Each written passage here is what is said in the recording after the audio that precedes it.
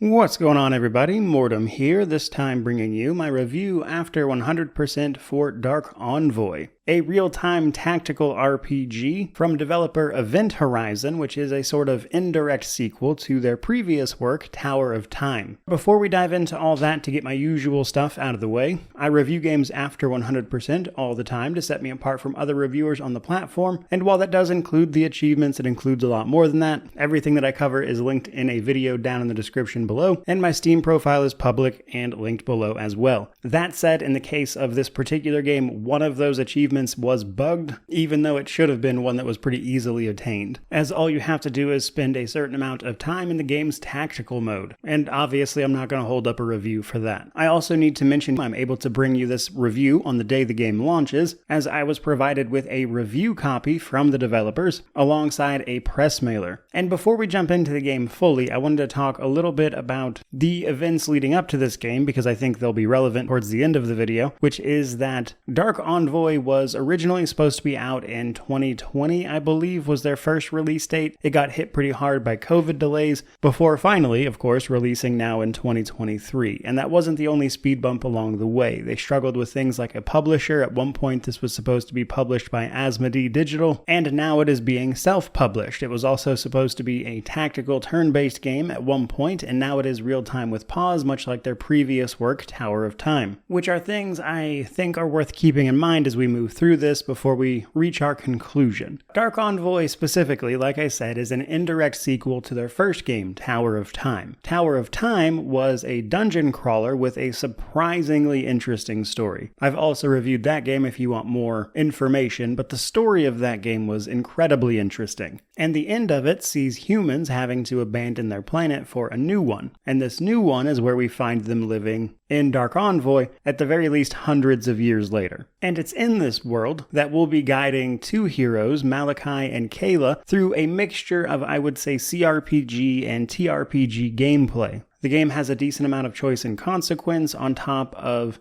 course, real-time with pause strategy-oriented gameplay that sees us having to prioritize and deal with enemies effectively in a more tactical layer, which means it's a game that's trying to do a lot of things. But first and foremost, as this is a new release, we need to talk about the technical state of that game, how's it running, that kind of thing. And on the plus side, the game did not crash on me or anything like that over the course of my playtime, though with this being an indie RPG that amounted to about 30 hours. And while the game didn't crash, it did have a few other issues. I did experience a few FPS drops after playing for extended periods of time, that is to say after a few hours. The game would suddenly become incredibly sluggish and hard to play without just outright restarting the entire thing. And while I cannot verify what engine this game was made with, I will say that is an incredibly common problem I've had with games made in Unity, because it's an issue that I've seen across many games, isometric CRPGs usually no less, but it's not the only issue. Another big problem I had was unresponsive inputs. Oftentimes I would click on the ability hotbars for characters or try to select a character to tell them what to do, to give them directions, and the game just simply wouldn't acknowledge it. This happened frequently and could definitely be very frustrating.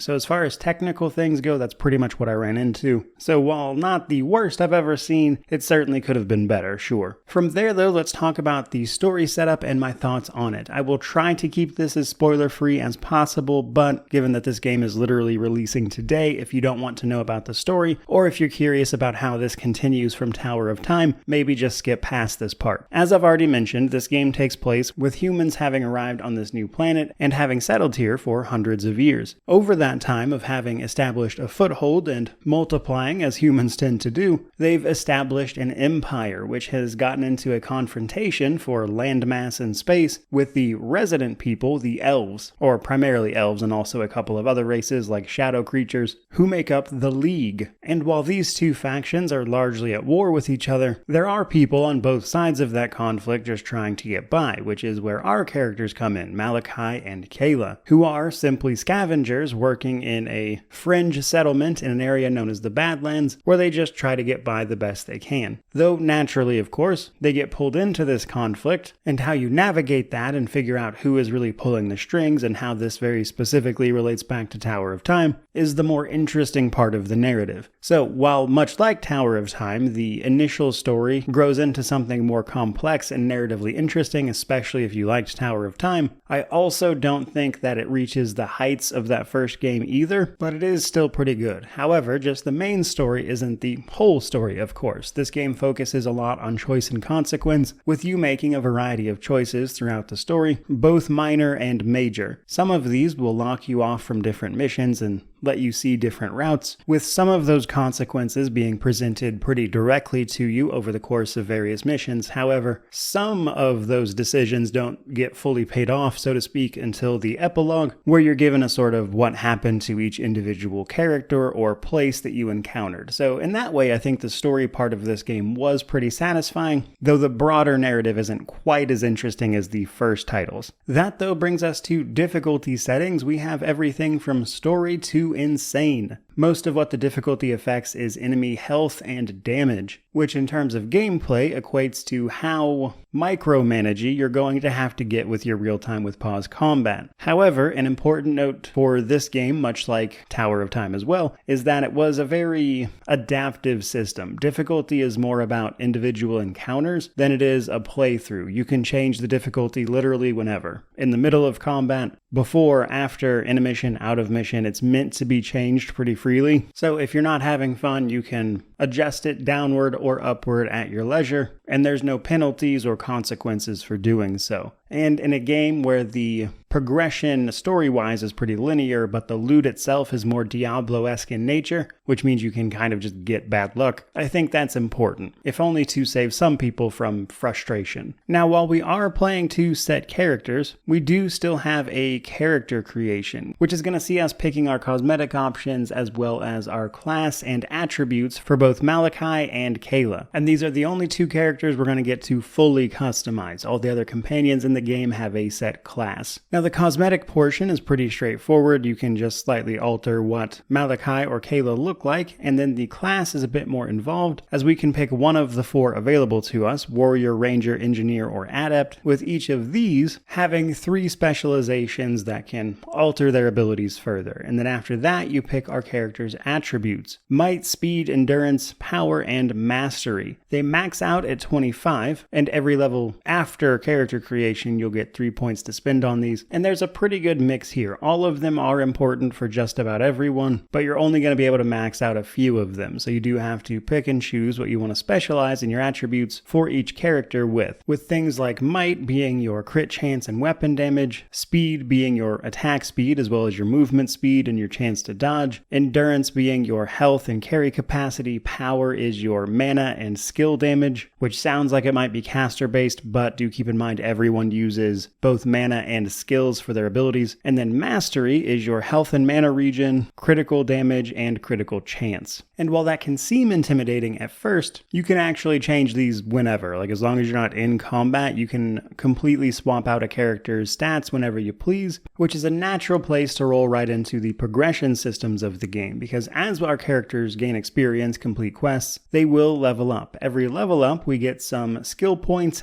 and the 3 attributes like I mentioned. The skill points, however, come in class points and specialization points. For the first 7 levels, you'll only be getting class points, 2 per level, that will allow you to unlock abilities and passives. But as you can see here at the bottom, you are limited to how many you can have equipped. You can have 4 passives equipped and 5 active abilities, with one of the abilities being from your weapon specifically and not your skills, which is the yellow one. And just like our stats, you can allocate or reassign these however you see fit as often as you want, meaning that you can very much so tailor yourself for individual fights, which will help you prioritize and strategize for specific types of enemies who are resistant or deal certain types of damage, etc., which, depending on the difficulty you're trying the game on, may or may not be necessary. However, at level 7, we unlock a specialization. At this point, every time we level up, we'll get class points and specialization points. Each class class has 3 specializations. You pick the one that sounds like the thing you want to do the most, and then you can pick up the passives and active abilities for that specifically, though this still butts up against the limit of passives and actives you're allowed to use, so it winds up being a bit of a mix and a match situation. However, at level 14, you also get to pick a second specialization, but the catch here is you don't get the passives from this one, only the active abilities. And while that makes up the, I would say, most important progression system, we still do have a few more. Research, crafting, and enchanting. Research is pretty straightforward. As you play through the game, you'll be finding knowledge, as the game puts it, which we can then spend on our research trees of crafting, enchantments, and tactical. These give you bonuses to exactly what they say, either crafting or enchanting, allowing you to craft and more effectively make your own equipment, which enchantments also do. And then tactical actually just gives you straight up passive buffs to combat, or more situational stuff like global abilities that allow you to res people once per mission, or even enabling the option to sneak by raising your detection time. So don't sleep on research, but you won't be able to get everything maxed out research-wise, so you do have to be a bit choosy here. And I will say that crafting felt a little lackluster late game, which brings us to crafting. As we play through the game, you'll find minerals and recipes to craft things with. The game has a Diablo-esque loot style, which is to say the gear you find will have random affixes and things that decide what it actually does, though you can find unique weapons which have a set effect as well. All items, whether they are unique or not, have a tier associated with them, 1, 2, or 3, which decides their base level of power, and in crafting, this determines what material you'll need to use, though the tier 3 material isn't available until late game, as you might imagine. And then throughout the game you'll find soul cores. These allow you to upgrade the rarity of the item. Your standard green, blue, purple system, though before you actually craft something you'll get to pre-craft it to see what affixes you rolled, and for a small soul core cost you can re-roll any of the ones you don't want before crafting the final piece. This is important because resources are limited for the last tier of items. Where you can craft tiers 1 and 2 fairly freely, there just wasn't a lot of resources for that third tier of gear, so it's important to try to get the most out of it. Which is why for the research tree you might not want to invest too much into crafting, because again, that last tier, which requires the most amount of research investment, just wasn't worth it. However, in addition to crafting, we also have enchanting, which is very similar to re-rolling the affixes, but you can enchant an item with a powerful specific effect, such as stealing life from your enemies, stunning people who hit you, giving you more mana regen, or just extra armor, etc. There's a lot of options there. Though all of that does bring us to the gameplay and world section.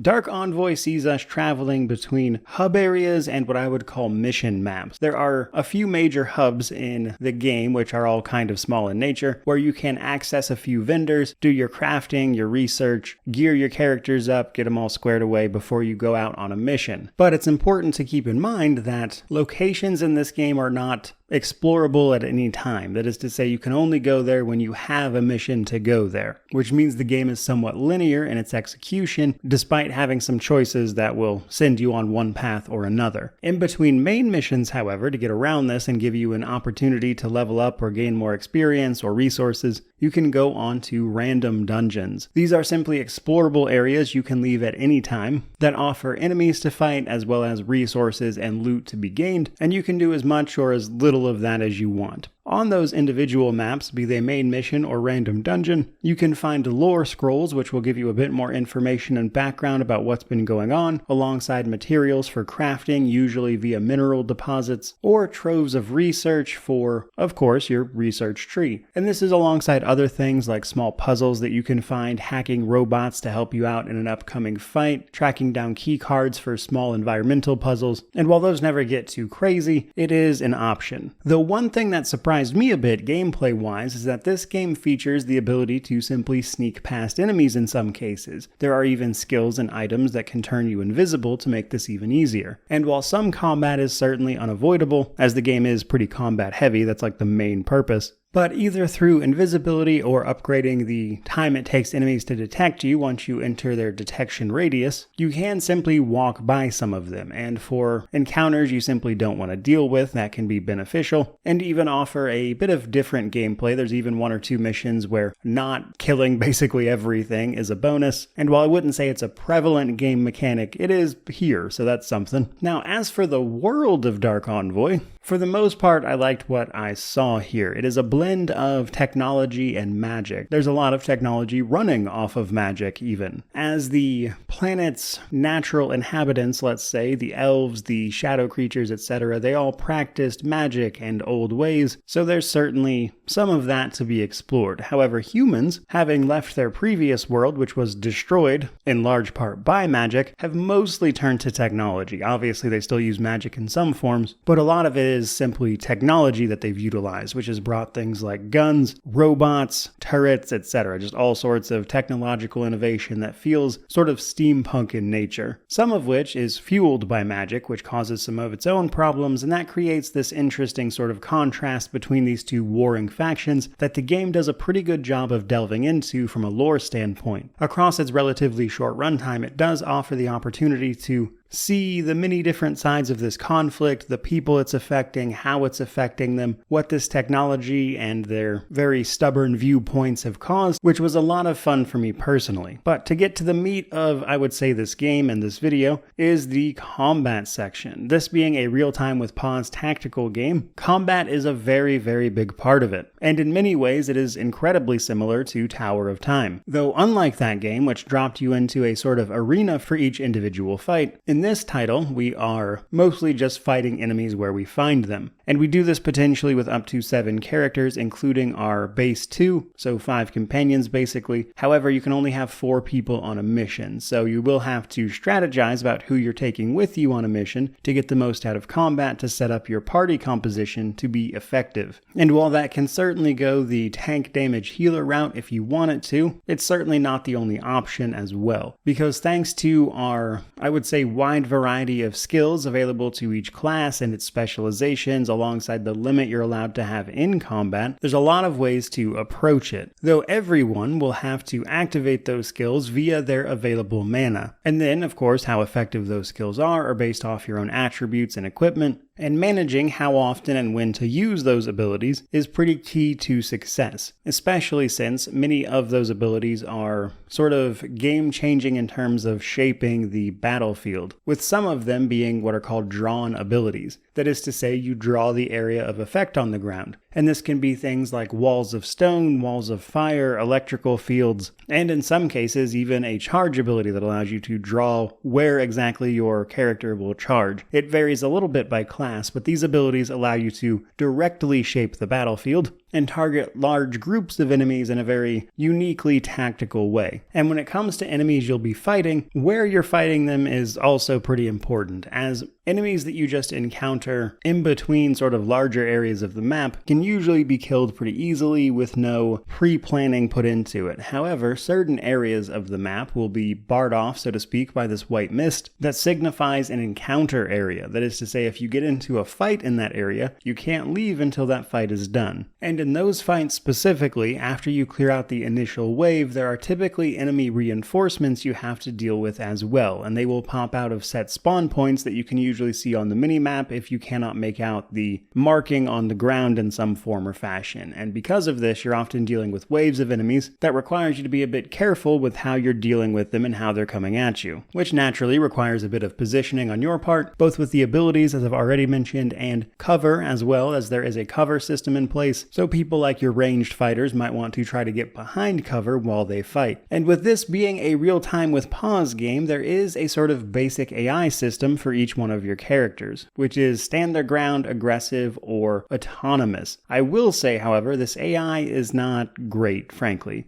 Stand your ground and aggressive are pretty straightforward. They either stay where they are, or they try to run up to enemies to attack them. But the problem with those two modes is that they will only use their basic attacks against enemies. In order to get them to just use their skills on their own, you need to activate autonomous mode. And unfortunately, all of these modes suffer from, I would say, pretty woeful AI. I would often see my own characters activating skills when there was literally nothing they could possibly hit. I would see them running across the battlefield to get into a position of cover that they then couldn't hit anyone from. And in other instances, they would, in autonomous mode, simply stand directly in AoEs instead of moving to cover right next to them out of the AoE. So needless to say, the AI for that particular thing was pretty dreadful, and this means on higher difficulties, you pretty much had to play the game in tactical mode in order to not get completely rolled over. And the tactical mode of the game comes in technically two forms. Either a roughly 10% real-time with slow mode where you can actively see them and they'll trigger their abilities and everything, or a full-on real-time with pause where you can issue commands. And in both of those instances, you still run into the potential for unresponsive keys like I mentioned earlier, with abilities simply not triggering, or you'll click on a character and then it just won't work, which can make targeting and things like that more difficult than it should be, frankly, especially for a game whose big focus is the combat, which for me was pretty unfortunate, and it was probably the single biggest thing that got in the way of my enjoyment of this particular game. Last but not least though, before we move on, in combat you're of course likely to lose some health, but each character has their armor and their magic shield. Basically, your equipment comes with a magic shield value, which is an amount of damage you can take before you start taking damage to your health. Armor just mitigates the damage you take, which generally means that magic shield is better, frankly. But should you lose health damage, you will eventually accumulate wounds, which will effectively shorten your maximum health, and this has to be healed by engaging with healing fountains outside of combat, which will then heal your wounds on that character. So while running through missions can certainly involve trying to manage your resources and everything, healing fountains are fairly available, and you can heal up in between combat encounters provided you can get through them. And thanks to being able to change the game's difficulty pretty much whenever, combat is going to be as easy or as difficult as you want it to be, really. Which is not that far off from Tower of Time's combat system, though I will say it does feel like we have more options here in terms of abilities and things like that. Next up though, that brings us to the Steam Deck compatibility section, and I don't have good news here, unfortunately. While the official rating for this is unknown, in my experience the game was unplayable on Steam Deck. Every attempt at either loading a save file or simply starting a new game was met with either a crash or a boot back to the main menu that said failed to load. So while the game does feature controller support and cloud saves, which are things you would want in a game like this, it appears for whatever reason this game simply won't run on the Steam Deck, and while I'm sure there might be a workaround somehow, some way, even if I was able to get this running on the Steam Deck, I do have my doubts that a real-time with pause game like this with more difficult controls could be, I would say, challenging to play on that particular format of hardware, but as I mentioned, it wouldn't run for me at all. And that brings us to our positives and negatives.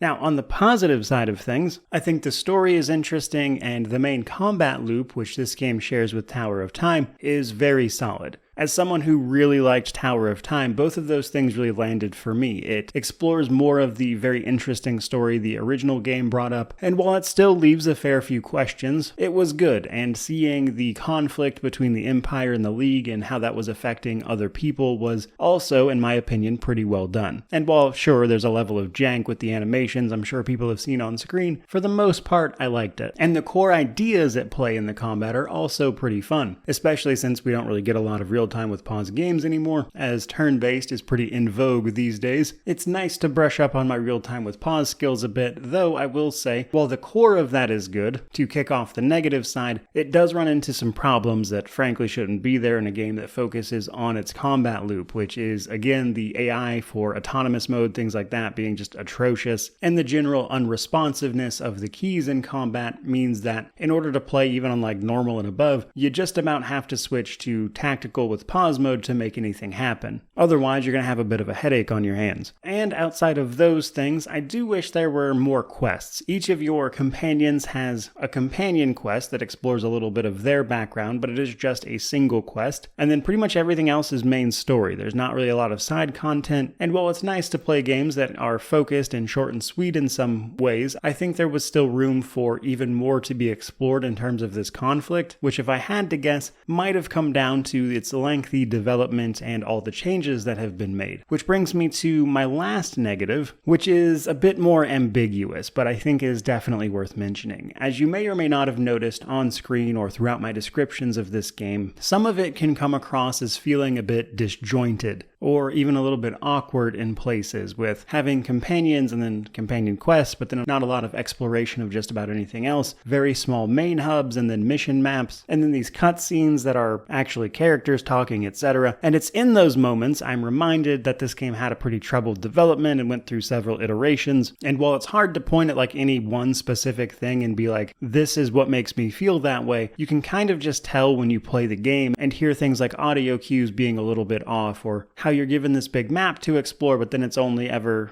linear missions forward, that kind of thing, where it becomes clear to me that the game was cut and changed a lot throughout the development, and you can kind of see and feel that as you play the game. Which brings me to my conclusion. Dark Envoy, I would say, is a big step up for Event Horizon in terms of one game to the next, as this is clearly a much more ambitious, I would say, title than Tower of Time, but I don't always feel it sticks the landing on those things, as it definitely has a few problems, but I will say, in terms of the story and the main thing it was trying to do, its combat, I did have a fair bit of fun with the title as well, and it was interesting to learn about characters and this conflict, as well as see how it carried forth the main plot point of Tower of Time. And when you put those things together, I imagine reception to this game will wind up being fairly mixed. But as it stands, this game will be releasing for $30 US, and of course whatever that is regionally for people. And for that price, I'm definitely willing to overlook some flaws. However, overall, I would give this game a buy simply because the price is right. $30 is about what I would have been willing to pay for this, given some of the problems that I ran into. And if you're willing to look past those, it is an interesting choice in consequence-based narrative with some pretty solid real-time with pause combat that we don't really see these days. So if you're looking for a niche indie RPG, I think Dark Envoy might just be able to be that for you. And that is pretty much going to do it for this video. I certainly hope you enjoyed it, found it informative. If you did, don't forget to like, comment, subscribe, all that YouTube jazz. And of course, let me know down below how you feel about Dark Envoy. But regardless of any of that, truly, just thank you so much for watching. I really do appreciate it. May you wander in wisdom and have an amazing day.